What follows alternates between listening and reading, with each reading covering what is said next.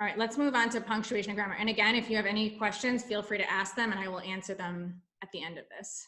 Punctuation and grammar is actually really fast because there's nothing to talk about. We can't teach punctuation and grammar in this section. I don't know why I always say grandma. Sorry about that. Maybe I have my grandma on my brain.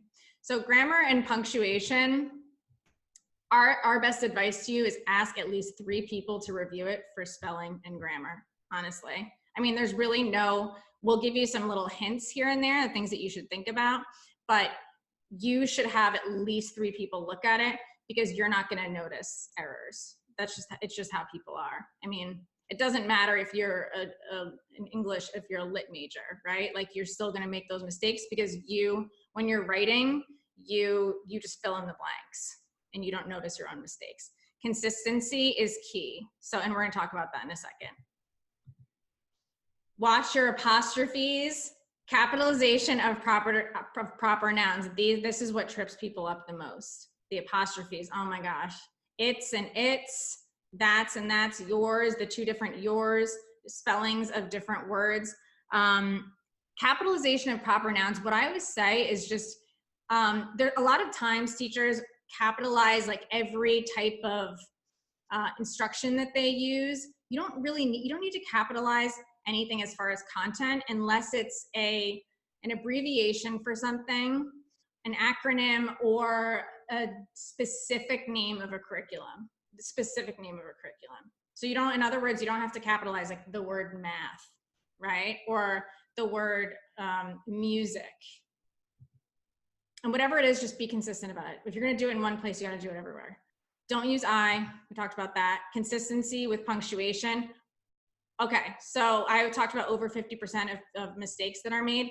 I'm telling you, this is surprising, but maybe 20 or 30% of resumes that I look at, they use punctuation at the end of bullet points for some sections, but not others.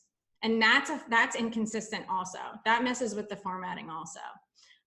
So if you're gonna use, honestly, you don't need them, they're bullet points, but if you're gonna use punctuation in your bullet points, just do it for every single one. Double check, triple check, quadruple check, because I'm telling you 20 to 30% of the time, that's the mistake that is made on the resumes that I look at. 3 reviewers before sending, always. Other advice and resources. So just a couple quick things. We have, if you aren't already familiar with our blog, we have a blog, getselected.com. We have a number of resources that you're gonna find super helpful for your job search. We have a lot related to the resume, but we also have, these are the articles that we have that are related to the resume. But we also have a ton of resources and courses on how to ace the teacher demo, the interview, how to find a school that's a great fit for you, lots of classroom management resources, courses, articles, webinars that are coming up. So check us out at getselected.com. You will find, I can pretty much guarantee you that you will find what you are looking for. And also I am going to send you, when I send you my follow-up email, I'm gonna send the slides, and I'll also see if I can find some templates and samples to send you as well, so that you can use those if you want to. And these are just some, I kind of already talked about this, so I don't really need to go into it, but one thing that I didn't talk about is upcoming webinars and courses. If you liked this course, that is great, because this is the least interesting of all of the webinars. This is my least favorite. So if you like this one, you are gonna love the other ones. We have one coming up on EdTPA. If you're taking that and you need some help, that's next week.